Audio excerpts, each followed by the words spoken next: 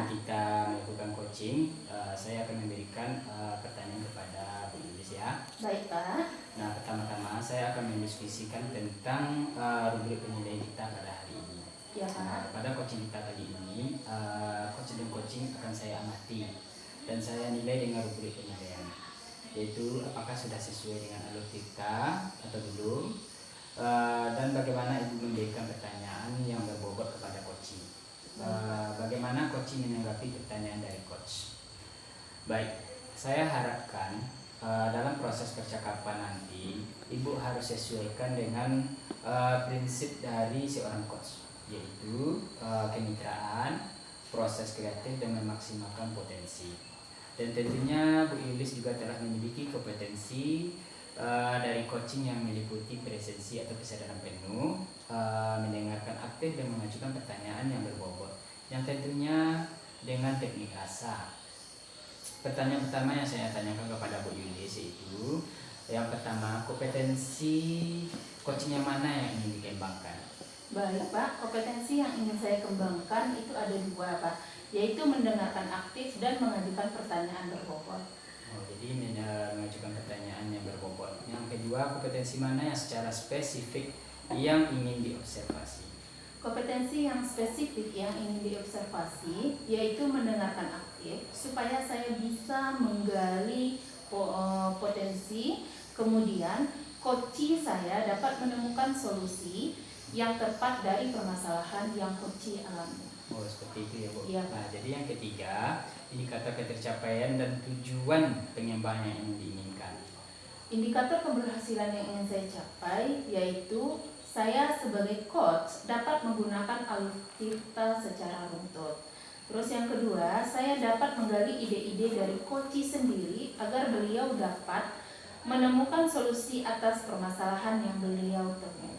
Ya, bagus Bu Yulis. Demikianlah hasil observasi kita kali ini. Kali ini silahkan Bu Yulis untuk melakukan coaching dengan terhadap coachingnya. Baik.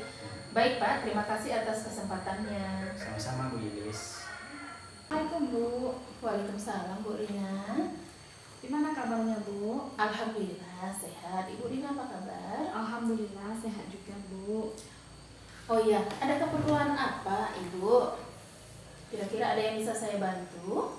Oh iya nih Bu, saya ada keperluan dengan Ibu. Apakah Ibu ada waktu Bu? Wah, boleh banget Bu. Silakan Bu, kira-kira ada apa? Gini Bu, sebelumnya saya mengucapkan terima kasih kepada Ibu karena telah meluangkan waktunya. Sama-sama Bu. Saya ingin berdiskusi dengan Ibu tentang pembelajaran berdiferensiasi nih Bu. Oh, bagus itu ya Bu ya.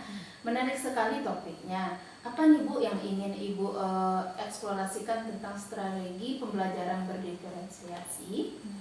Oh begini Bu, saya ingin berdiskusi dengan Ibu tentang strategi pembelajaran berdiferensiasi yang lain Bu, yang nantinya akan saya gunakan pada pertemuan minggu depan Bu. Oh, jadi Ibu ingin berdiskusi tentang implementasi pembelajaran berdiferensiasi yang lain ya Bu ya?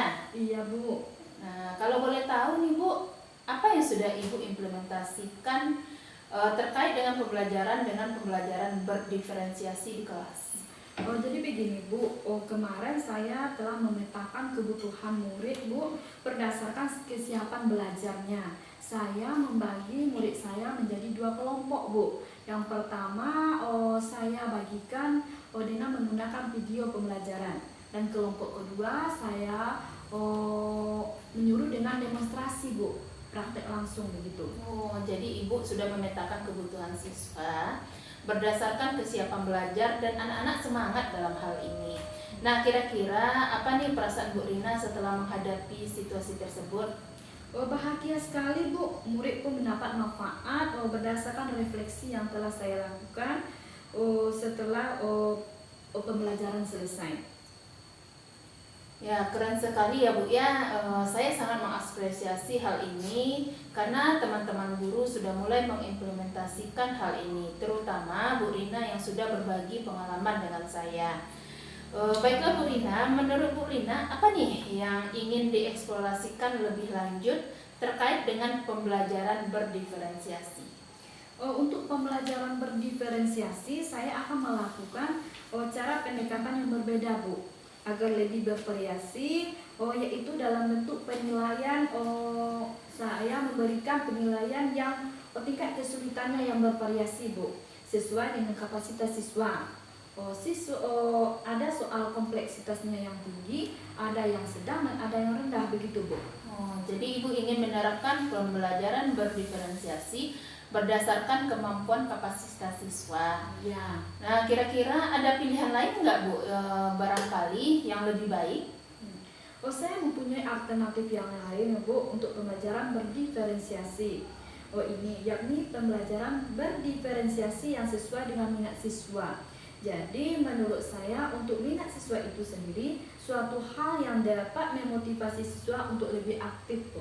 Wah, menarik sekali, Bu Rina. Jadi Ibu ingin mengimplementasikan pembelajaran berdiferensiasi berbasis minat murid. Iya, Bu. Nah, kira-kira apa nih Bu yang ingin Ibu Rina lakukan setelah berdiskusi kita kali ini? Saya akan merancang pembelajaran berdiferensiasi ini yang berdasarkan minat itu, Bu.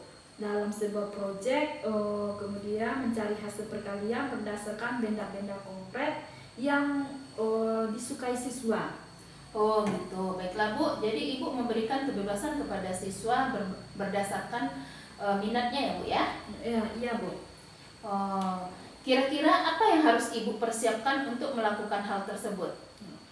Tentunya persiapan pertama saya itu RPP, Bu. RPP itu akan saya siapkan pada malam hari ini juga, Bu.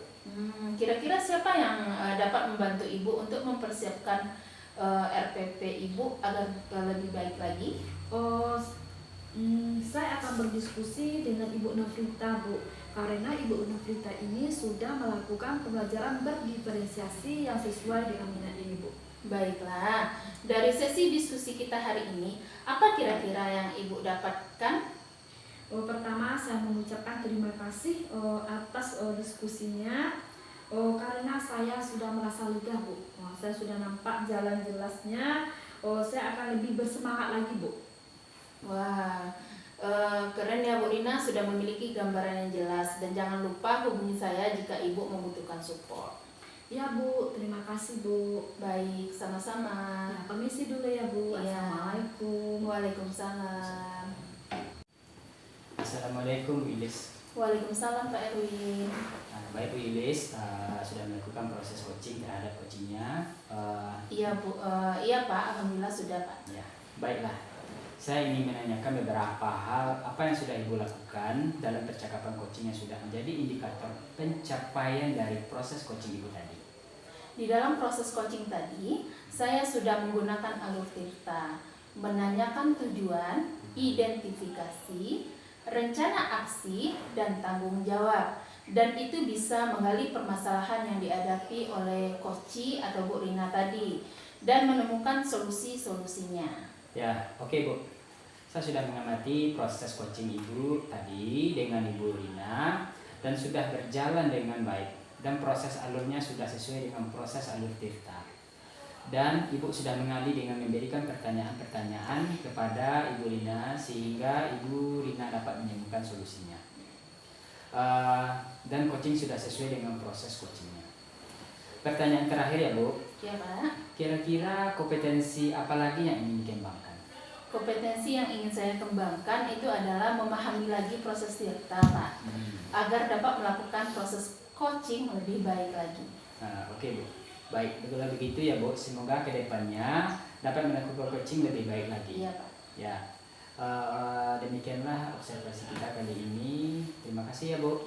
Sama-sama Pak Erwin. Assalamualaikum. Waalaikumsalam warahmatullahi wabarakatuh. Assalamualaikum Bu Rina. Waalaikumsalam, Bu. Bagaimana kabarnya hari ini? Alhamdulillah sehat, Bu. Ini gimana, Bu? Alhamdulillah, saya sehat juga Bu. Bu Rina, sebelum kita melakukan coaching, saya akan memberikan pertanyaan kepada Ibu ya. Pertama-tama, saya akan mendiskusikan tentang rubrik penilaian kita hari ini. Pada coaching kita kali ini, coach dan coachee akan saya amati dan saya nilai dengan rubrik penilaian. Apakah sudah sesuai dengan alur Tirta atau belum? Bagaimana Ibu memberikan pertanyaan berbobot kepada Koci? Bagaimana Koci menanggapi pertanyaan dari coach? Terus saya harapkan dalam proses percakapan nanti Ibu harus menyesuaikan prinsip dari seorang coach, yaitu kemitraan, proses kreatif, dan memaksimalkan potensi. Dan tentunya Ibu juga telah memiliki kompetensi dari coaching, yaitu yang meliputi present, kehadiran penuh, mendengarkan aktif, dan mengajukan pertanyaan yang berbobot, yang tentunya dengan teknik rasa. Nah, baiklah, pertanyaan yang pertama yang ingin saya tanyakan adalah kompetensi mana yang secara spesifik yang ingin Ibu kembangkan? Kompetensi yang ingin saya kembangkan ada dua, Bu, yaitu mendengarkan aktif dan mengajukan pertanyaan berbobot. Baik, kompetensi mana yang secara spesifik yang ingin Ibu diobservasi? Kompetensi yang secara spesifik yang ingin diobservasi adalah mendengarkan aktif supaya saya bisa mengenali potensi. Kemudian kunci saya dapat menemukan solusi yang tepat dari permasalahan yang kunci alami. Baik, kira-kira indikator ketercapaian dan tujuan pengembangan mana yang Ibu inginkan? Indikator keberhasilan yang ingin saya capai adalah pertama, saya sebagai coach dapat menggunakan alur Tirta secara runtut. Yang kedua, saya dapat mengenali ide-ide dari coach sendiri agar beliau dapat menemukan solusi atas permasalahan yang beliau temui. Baik, demikianlah observasi kali ini. Silakan Ibu melakukan coaching terhadap coachingnya ya. Iya, Bu, terima kasih, Bu. Ya, Assalamualaikum Bu Lina. Waalaikumsalam, Pak. Gimana kabarnya hari ini, Pak? Alhamdulillah baik. Kabar Bu Lina bagaimana? Alhamdulillah baik juga, Pak. Iya, Pak, ada keperluan apa nih, Pak? Ada yang bisa dibantu? Iya Bu, saya ada keperluan dengan Ibu. Saya ingin berdiskusi dengan Ibu. Apa Ibu ada waktu? Ada, Pak. Kira-kira apa yang mau didiskusikan, Pak? Ya Bu, terima kasih ya Bu. Begini Bu, pertama saya mengucapkan terima kasih kepada Ibu atas waktu yang untuk mendengarkan keluh kesah saya. Tidak apa-apa, Pak. Memangnya ada masalah apa nih, Pak? Coba Bapak ceritakan, mungkin bisa dicari jalan keluarnya. Ya ada masalah Bu. Begini Bu, di kelas saya ada siswa yang suka meribut dan mengganggu teman ketika belajar. Sepertinya dia tidak tertarik dengan pelajaran yang saya berikan. Begitu, Pak. Oh ya, Pak, kalau boleh tahu, apakah Bapak sudah mencari tahu apa penyebab murid tersebut ribut di kelas?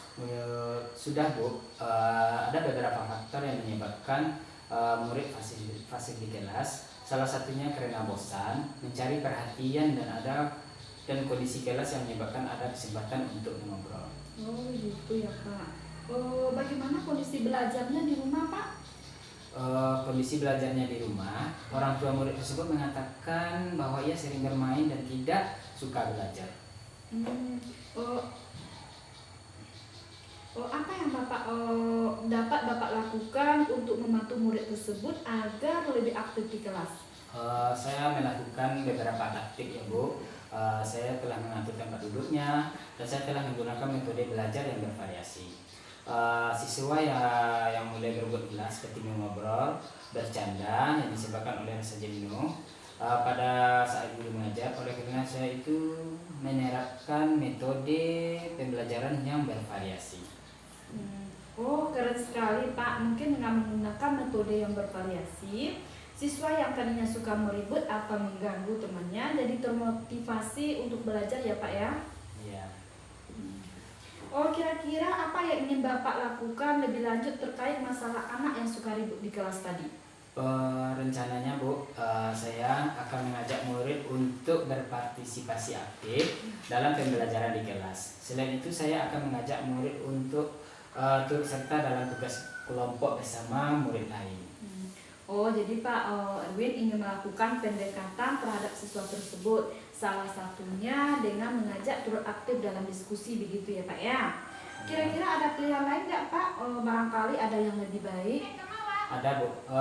Misalnya saya memberikan peringatan nonverbal, misalnya dengan bertepuk tangan 2 kali, seperti ini Bu. Iya. Meminta siswa melakukan tepuk diam dan meletakkan jari di bibir. Wah, menarik sekali ya Pak Erwin ya. Jadi Pak Erwin akan melakukan peringatan nonverbal agar siswa kembali fokus. Nah Pak Erwin, apa yang ingin Pak Erwin lakukan setelah diskusi kita kali ini? Dengan diskusi kita hari ini, saya akan melakukan beberapa cara dalam mengajar Bu. Saya menggunakan metode yang bervariasi, menggunakan media yang menarik, dan menggunakan pembelajaran berdiferensiasi. Dan saya akan lebih sabar lagi dalam menghadapi siswa yang bermasalah di dalam kelas saya. Ide yang bagus itu Pak Erwin. Bagaimana Pak Erwin untuk berkoordinasi dengan orang tua murid tersebut? Saya akan berkoordinasi dengan orang tua tersebut. Saya akan melakukan pertemuan rutin bersama orang tua murid. Oh, bagus sekali Pak. Semangat ya Pak. Kira-kira kapan rencana tersebut akan Bapak mulai? Rencana tersebut akan saya jalankan kira-kira minggu depan Bu. Oh, baiklah Pak. Semakin cepat semakin baik ya Pak Erwin ya. Nah Pak Erwin, apa yang kita dapatkan dari diskusi kita hari ini? Ya Bu, saya pertama sekali mengucapkan terima kasih ya Bu telah meluangkan Ibu waktunya berdiskusi dengan saya. Yang saya dapatkan pada kesempatan berdiskusi dengan Ibu kali ini, saya telah menemukan solusinya Bu, bagaimana cara saya menghadapi anak untuk selanjutnya. Dan saya juga sudah merasa lega karena saya sudah menemukan solusinya Bu. Ya, wah keren sekali ya Pak Erwin ya. Semangat terus ya Pak Erwin. Hubungi saya jika Bapak membutuhkan support. Ya Bu, terima kasih Bu. Saya pamit izin dulu ya Bu. Iya Pak. Assalamualaikum Bu. Waalaikumsalam. Assalamualaikum Bu Rina. Waalaikumsalam Ibu. Nah, baik Bu Rina sudah melakukan proses coaching terhadap Pak Erwin tadi. Ya Bu. Nah, baiklah saya ingin menanyakan beberapa hal. Yaitu apa yang sudah Ibu lakukan dalam percakapan coaching yang sudah menjadi indikator ketercapaian dari proses coaching Ibu tadi? Di dalam proses coaching tadi saya sudah menggunakan alur tirta, menanyakan tujuan, identifikasi, rencana aksi dan tanggung jawab. Dan itu bisa mengalih permasalahan yang dihadapi kunci dan menemukan solusi-solusinya. Oke Bu, saya sudah mengamati proses coaching yang Ibu Rina lakukan dengan Bapak Erwin tadi, dan yang sudah berjalan dengan baik, dan proses alurnya sudah sesuai dengan proses alur tirta, dan Ibu sudah menggali dengan memberikan pertanyaan-pertanyaan kepada Bapak Erwin sehingga Bapak Erwin tadi dapat menemukan solusinya. Nah, dan proses coaching sudah sesuai dengan proses coachingnya. Nah, pertanyaan terakhir ya Bu ya, kira-kira kompetensi apa lagi yang ingin Ibu kembangkan? Kompetensi yang ingin saya kembangkan adalah memahami lagi proses tirta agar dapat melakukan proses coaching lebih baik lagi. Nah, baik. Begitu ya Bu, semoga kedepannya kita dapat melakukan coachingnya lebih baik lagi.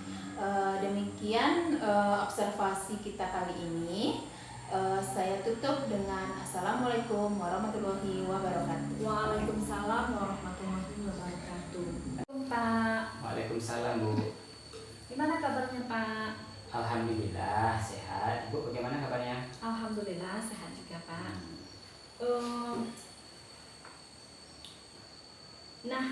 Pak, sebelum Ya. kita melakukan coaching, saya akan memberikan pertanyaan kepada Bapak. Pertama-tama saya akan mendiskusikan tentang rubrik penilaian kita hari ini. Pada coaching kita kali ini, coach dan coachee akan saya amati dan saya nilai dengan rubrik penilaian. Pertama, apakah sudah sesuai dengan alur kita atau belum? Yang kedua, bagaimana Bapak memberikan pertanyaan berbobot kepada Koci? Yang kemudian, bagaimana Koci menanggapi pertanyaan dari coach? Baiklah, saya harapkan dalam proses percakapan nanti Bapak harus menyesuaikan dengan prinsip coach, yaitu kemitraan, proses kreatif, dan memaksimalkan potensi. Dan tentunya Bapak juga telah memiliki kompetensi dari coaching yang meliputi presensi atau kehadiran penuh, yaitu mendengarkan aktif dan mengajukan pertanyaan. Mendengarkan aktif dan mengajukan pertanyaan berbobot yang tentunya sesuai dengan teknik rasa. Pertanyaan pertama yang saya tanyakan adalah kompetensi coaching yang mana yang ingin dikembangkan? Ya, makasih Bu Rina. Kompetensi yang ingin saya kembangkan itu ada 2. Yang pertama, mendengarkan aktif dan memberikan pertanyaan yang berbobot. Ya, kemudian pertanyaan kedua, kompetensi mana yang secara spesifik yang ingin diobservasi? Ya, kompetensi yang secara spesifik yang ingin diobservasi adalah mendengarkan aktif supaya bisa mengali potensi, kemudian Koci dapat menemukan solusi yang tepat dari permasalahan yang Koci alami. Ya. Yang ketiga, indikator ketercapaian dan tujuan pengembangan yang diinginkan. Jadi indikator keberhasilan yang ingin saya capai adalah yang pertama, saya sebagai coach dapat menggunakan alur tirta secara runtut. Dan yang kedua, saya dapat mengali ide-ide dari Koci sendiri agar beliau dapat menemukan solusi dari permasalahan beliau tersebut. Demikian Bapak, pra observasi kita kali ini. Silakan Bapak melakukan coaching-nya terhadap coachingnya nanti. Ya, baik Bu Rina, terima kasih atas kesempatannya. Ya, assalamualaikum warahmatullahi wabarakatuh. Waalaikumsalam warahmatullahi wabarakatuh. Assalamualaikum Pak Erwin. Waalaikumsalam Bu Ilis. Maaf Pak, bagaimana kabarnya Pak? Alhamdulillah sehat. Kalau Bu Ilis bagaimana kabarnya? Alhamdulillah sehat juga Pak. Oh iya, ngomong-ngomong ada apa nih Bu Ilis menemui Bapak hari ini? Begini Pak, saya memiliki ada kendala lah Pak dalam permasalahan siswa di sekolah ya Pak ya. Makanya saya menemui Bapak. Oh, jadi ada masalah. Coba ceritakan masalahnya apa? Begini Pak, saya di sekolah saya ada seorang siswa yang selalu melakukan pelanggaran tata tertib Pak. Contohnya pada apel pagi di saat pemeriksaan kelengkapan, siswa ini tidak lengkap atributnya Pak. Oh. Ya, setelah itu kalau dari dalam proses pembelajaran, siswa ini juga sering berada di luar kelas Pak. Nah, jadi saya agak sedikit bingung dalam menghadapinya Pak. Oh, jadi itu permasalahannya. Iya Pak. Anak-anak ini tidak melakukan atau tidak lengkap atributnya ya. Iya Pak. Jadi kemungkinan apa yang bisa Ibu lakukan?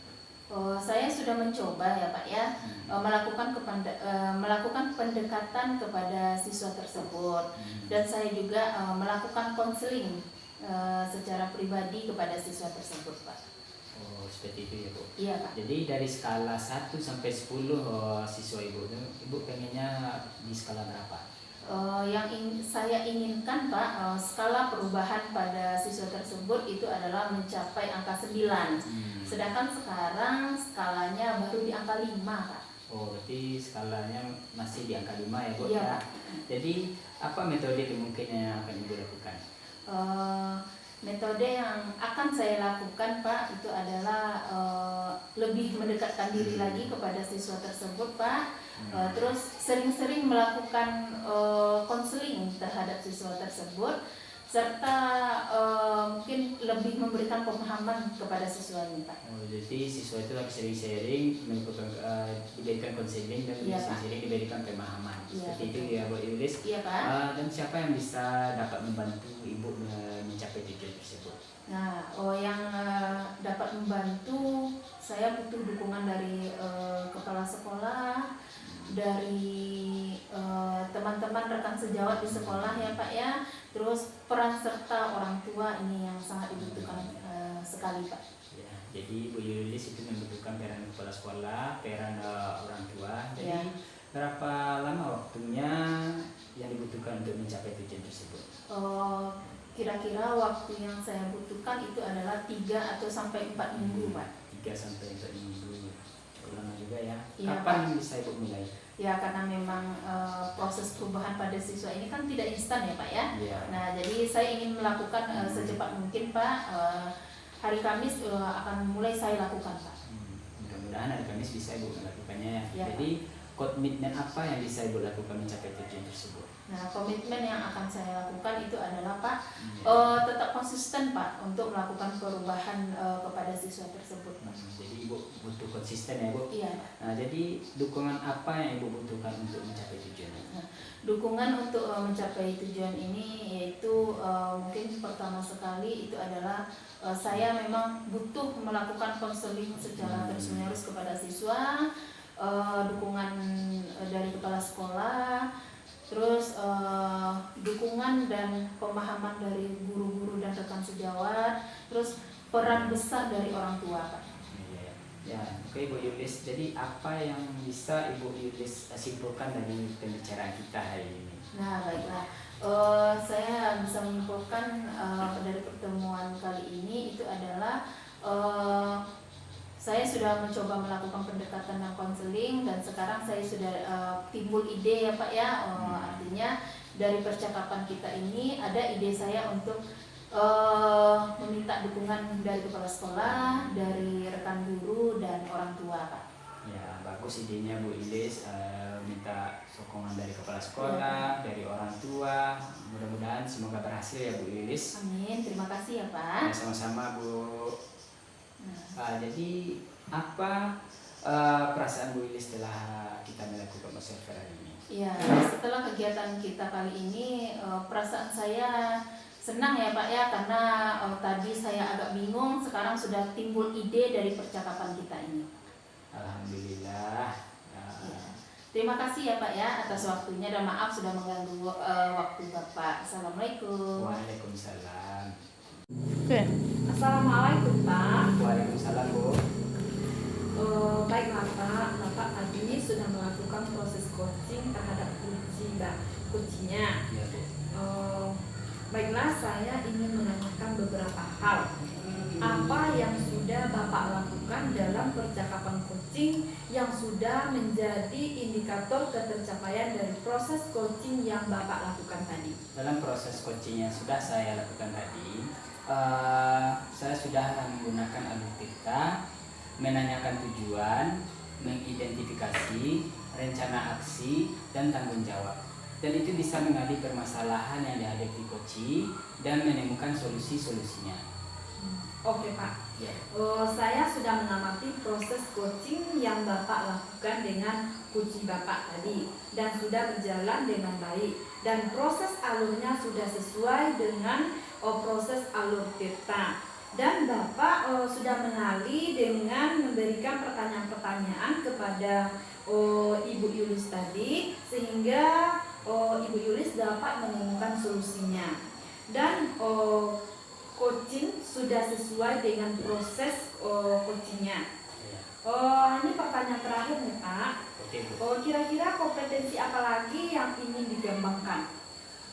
Saya akan mengembangkan kompetensi. Yang pertama adalah saya akan memahami lagi proses tirta dan agar dapat melakukan proses coaching lebih baik lagi untuk kedepannya.